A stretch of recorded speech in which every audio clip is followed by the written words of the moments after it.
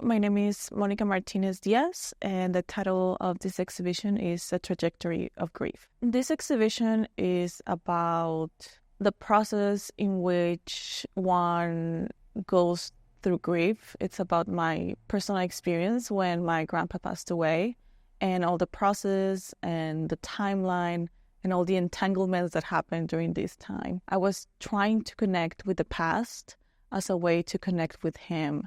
So I got a little bit obsessed with old pictures and archive pictures of my family, kind of digging into my grandparents' house for antiques and these old objects that could tell a story or that I could remember my grandpa. I started photographing my grandparents' house and my hometown, which is Ciudad Juarez. This exhibition has a combination of new work and then past works and then archival pictures from my family's photo books. And it was very important for me to include both new and old in my exhibition because we're talking about a person who had a lot of past and a lot of history and a lot of life.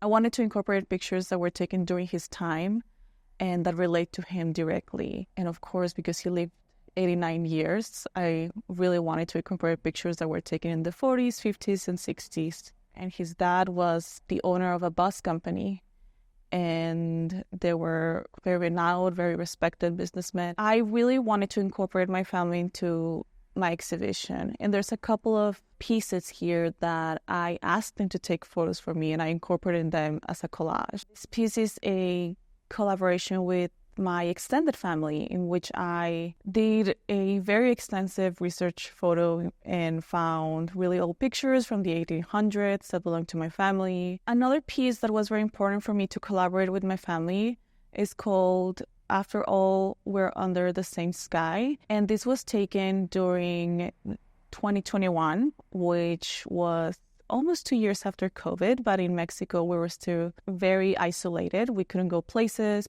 were not open to the public. We wouldn't have big reunions. So my family was in Mexico and they could not cross the United States because they're Mexican citizens, and Mexican citizens were not able to cross to the US without a vaccination. And vaccinations were not available in Mexico. So we had a lot of issues seeing each other. And when I was thinking of this piece, I really thought that maybe a border was dividing us, but we had something in common. And I asked my family members to take a picture of the sky at a very specific time, from the older generations, like my grandparents' age, to my aunts, to my older cousins, to my baby cousins. Everyone participated. Thinking about what I wanted to create for A Trajectory of Grief, then I took my time in a very slow post-production process. I put everything together with the pictures that I already had. There are a series of pieces here in which I included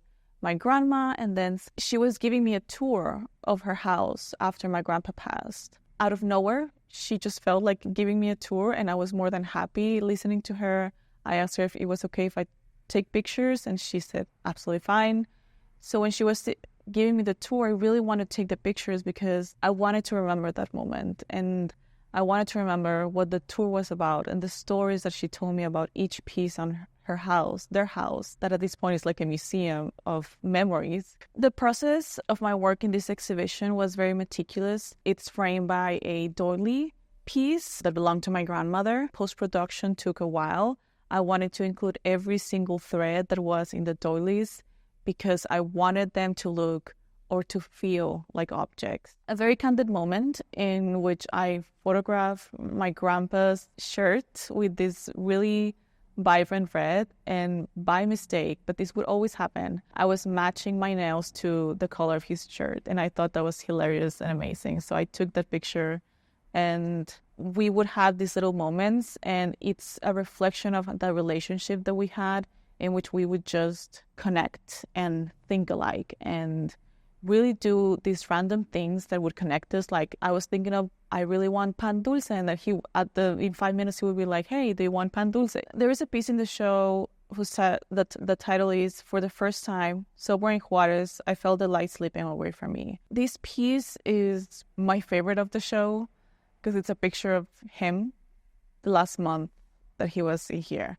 And I really wanted to create this emphasis on him with a ceramic photo frame that belonged to him.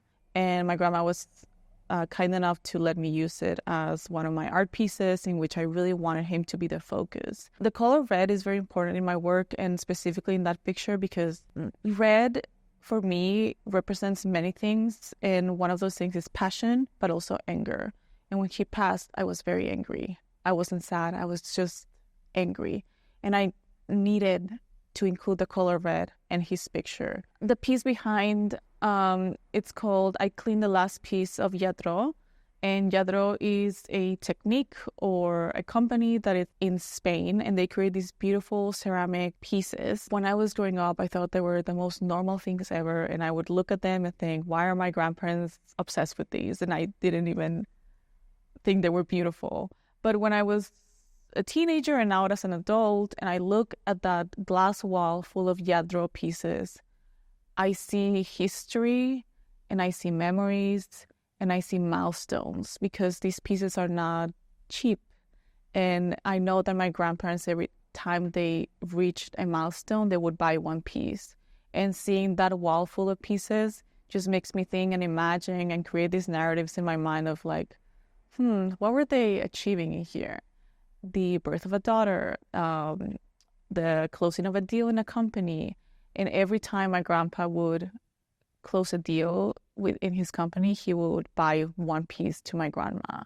So I really wanted to incorporate that glass wall in my work. I want the audience to see a different perspective of my hometown, and how even though Juarez is perceived as this hyper dangerous city and a very complex, unsafe space, there's also glimpses of happiness and life and true joy that exist at the same time. So there's a lot of duality.